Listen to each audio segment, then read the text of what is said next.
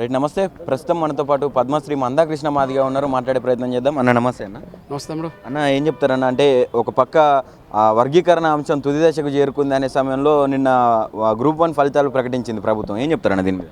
ఇది రేవంత్ రెడ్డి గారి సర్కారు మాదిగలకు వర్గీకరణ కోరుకునే దళితులకు తీరని అన్యాయం చేయడమే, అది నమ్మక ద్రోహమే అవుతుంది.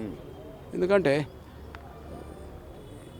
వర్గీకరణకు అనుకూలంగా తీర్పు వచ్చిన రోజు అన్ని రాష్ట్రాల కంటే ముందు నిండు శాసనసభలో వర్గీకరణ స్వాగతించింది, సమర్థించింది. తెలంగాణ అన్ని రాష్ట్రాల కంటే ముందు వర్గీకరణ అమలు చేస్తామనేది రేవంత్ రెడ్డి గారు. అంతకంటే ముఖ్యంగా గత నోటిఫికేషన్లు కూడా, అంటే సుప్రీంకోర్టు తీర్పు రాకముందు ఎన్ని నోటిఫికేషన్లు వచ్చినా అప్పటి వరకు ఉద్యోగాల భర్తీ జరగకపోతే మిగిలినన్నిటికీ వర్గీకరణ వర్తింపజేసే ఉద్యోగాలు భర్తీ చేస్తామన్నాడు. కానీ రేవంత్ రెడ్డి గారి మీద ఒత్తిడి మాలలది ఉన్నది, కాంగ్రెస్ పార్టీలో మాలలు పలుకుబడి ఉన్నది. వాళ్ళ ఒత్తిడి తలకి ఇప్పటికే 11,000 టీచర్ పోస్టులు భర్తీ చేయడం జరిగింది. మేము నిరసన ఎంత చేసినా కూడా వాళ్ళ ఒత్తిడిలోనే ఉన్నాడని విషయం రుజువు అయిపోయింది. నిన్నగాక మొన్న వారం రోజుల క్రితం మనకు సంబంధించిన ఏదైతే జూనియర్ లెక్చరర్ పోస్టులు అయితే అది భర్తీ చేయడం జరిగింది. ఇప్పుడు ఒక గ్రూప్ 1 పోస్టుల భర్తీకి రంగం సిద్ధమవుతూ రేపు తుది ఫలితాలు ప్రకటించబోవడానికి రంగం సిద్ధమవుతుంది. గ్రూప్ 2, గ్రూప్ 3 అట్లనే కొనసాగుతున్నాయి. అంటే దీన్ని ఏమంటాం చెప్పండి? అంటే రేవంత్ రెడ్డి గారు వర్గీకరణకు అనుకూలమే అని మాట్లాడుతూనే వర్గీకరణ వ్యతిరేక శక్తుల ఒత్తిడి తలకి వాళ్ళకి కావాల్సినవన్నీ ఇప్పుడే దోషిపెడుతున్నాడు. వర్గీకరణ జరగకముందే ఉద్యోగాలన్నీ వాళ్ళకి దోషిపెడుతున్నాడానికి ఇదంతా సాక్ష్యం.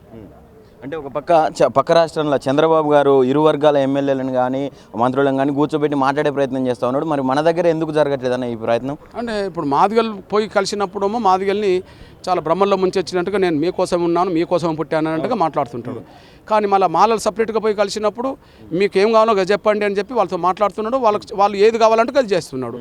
అవును, వర్గీకరణ జరగకముందే మీరు పలానా టీచర్ పోస్ట్ భర్తీ ఉన్నారు, భర్తీ చేశాడు కదా. వర్గీకరణ జరగకముందే మీరు వర్గీకరణ అడ్డుకోలేరు, వాళ్ళకు కూడా తెలుసు. ఎందుకంటే సుప్రీంకోర్టు తీర్పు ప్రకారం ఇంకా వర్గీకరణ అడ్డుకోలేరు. వర్గీకరణ అడ్డుకోలేని పరిస్థితులు వాళ్ళు పడ్డప్పుడు ఇంకా వాళ్ళు చేసేది ఏంటిది? వర్గీకరణ జరగకముందే అన్ని డిపార్ట్మెంట్లో ఉద్యోగాలు భర్తీ చేసుకొని మొత్తం దోసుకోవాలని, అట్లా దోసుకోవాలని వాళ్ళు అనుకున్నారు కాబట్టి ఈయన దోషి పెడుతున్నాడు. అంటే ప్రధానంగా వర్గీకరణ దేనికోసం అంటే ఉద్యోగాలు మా నెక్స్ట్ తరాలు బాగుపడాలి, ఉద్యోగాలు రావాలి అందరికని చెప్పి వర్గీకరణ ప్రధానంగా చేసి ముందుకు సాగుతూ ఉన్నది పోరాటం 30 ఏళ్ల నుంచి. మరి ఇప్పుడు ఉద్యోగాలన్నీ వాళ్ళకు పోయిన తర్వాత వర్గీకరణ వచ్చినా ఏం లాభం అన్న? అదే కదా నేను ఇప్పుడు ఆవేదన వ్యక్తం చేసింది.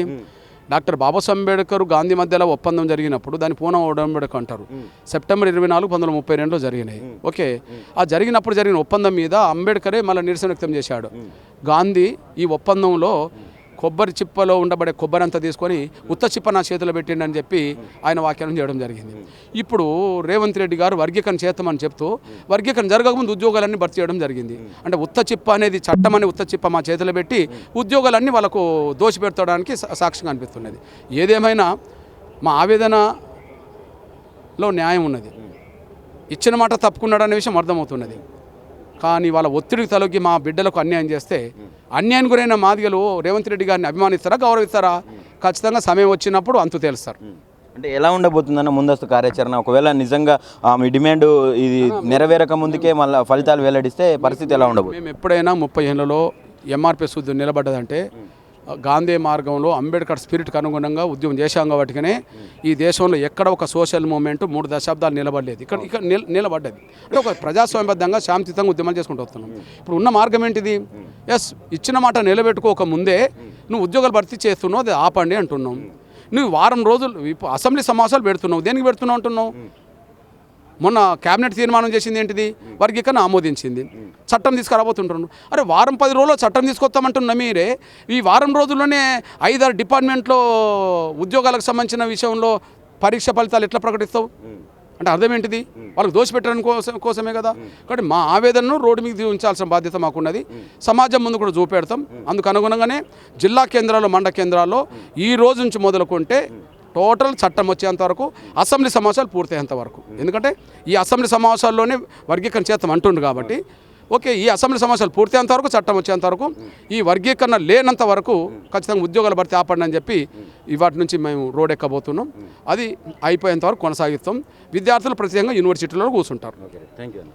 రైట్, ఇది పరిస్థితి. అంటే ఏదైతే ఇచ్చినటువంటి మాట అసెంబ్లీలో ఇచ్చినటువంటి మాటను మొత్తం పక్కన పెట్టి కూడా ఇప్పుడు ఒక వర్గానికి తలొగ్గి ఎక్కువ శాతం ఉన్నటువంటి మాదిగా బిడ్డలకు అన్యాయం చేస్తూ ఉన్నాడు రేవంత్ రెడ్డి. ఇచ్చిన మాట తప్పిండు. దేనికోసం ఇదంతా? ఇప్పుడు ఇచ్చినటువంటి వర్గీకరణ అంశం ఏదైతే ఉందో అది చట్టం చేయకముందుకే మీరు ఎలా ఫలితాలు వెల్లడిస్తారని చెప్పి కూడా మందకృష్ణ ఆవేదన వ్యక్తం చేస్తూ ఉన్న పరిస్థితి.